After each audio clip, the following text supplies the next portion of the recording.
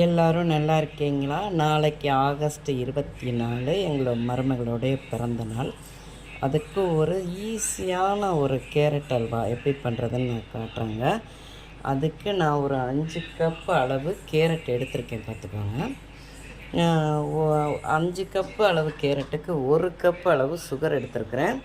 முந்திரி, பாதாம் இதெல்லாம் நம்ம தேவையான அளவுக்கு போட்டுக்கலாம். ஒரு 1/2 லிட்ரு பாலை கொஞ்சம், அதாவது ஒரு 1/2 லிட்டரை ஒரு 400 கிராம் அளவுக்கு நான் ஒரு 100 மில்லி வற்ற வச்சு காய்ச்சி வச்சுருக்கிறேன். ஒரு சட்டியில் கடாயில் நெய் ஒரு 3 டேபிள் ஸ்பூன் போட்டிருக்கேன்.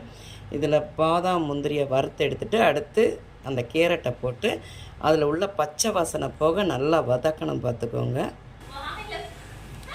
பாதாம் முந்திரி கருகிற அளவுக்கு, கேரட் அல்வாக்கு மட்டும் கருகிற அளவுக்கு வதக்கக்கூடாதுங்க. ஓரளவு வெள்ளையாக இருக்கும்போதே அதை நம்ம வதக்கி எடுத்துலாம். நான் அதோட ஒரு 3 ஏலக்காவையும் போட்டு வறுத்துருக்குறேன்.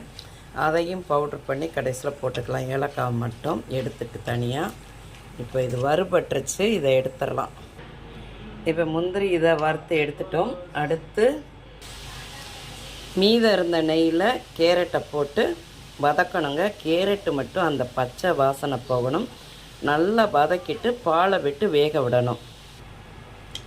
கேரட்டை நல்லா வதக்கியாச்சு. அந்த பச்சை வாசனை போக அப்படி வதக்கிட்டோம்.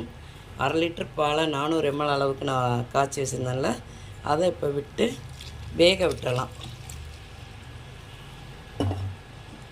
கேரட்டை நல்லா அந்த பால் வத்துற அளவுக்கு வேக விட்டு பால் நல்லா ட்ரை ஆன பிறகு சுகரை போடணும் நம்ம. இப்போ இதை வேக வச்சுருவோம். இப்போ பால் ஊற்றிருக்கேன். கேரட்டு வேக ஆரம்பிச்சிருச்சு. இது ஒரு 5 நிமிஷம் அப்படியே மூடி போட்டு வேக வச்சுருவோம்.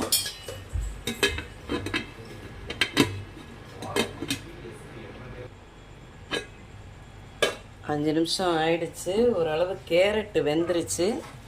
நான் தீய சிம்லையே வச்சு தான் இது பண்ணேன். இப்போ தண்ணியும் நல்லா அந்த பாலும் வத்தின மாதிரி ஆயிடுச்சு. இப்போ நம்ம எடுத்து வச்சுருக்க ஜீனியை போட்டுடலாம். சுகரை போட்டுடலாம். அடுத்து ஏலக்காய் பொடியும் சேர்த்து போட்டுடலாம். போட்டு நல்லா கிண்டணுங்க. இப்போ சுகர் போட்டோடனே கொஞ்சம் தண்ணி விடும் பார்த்துக்கோங்க. அது வத்துற அளவுக்கு வதக்கிட்டு முந்திரி, நம்ம வறுத்து வச்சுருக்க முந்திரியை போட்டுக்கலாம். தேவைப்பட்டால் ஒரு டேபிள் ஸ்பூன் நெய் விட்டுக்கிடலாம். சூப்பரான கேரட் அல்வா ரெடி ஆகிடுச்சுங்க. இது கிண்டிக்கிட்டே இருந்தேன். சுகர் போட்டோன்னா தண்ணியாக ஆகிடுச்சு. அதனால் ஒரு 20 நிமிஷம் இது பண்ணேன். இது மேலே நட்ஸை போட்டு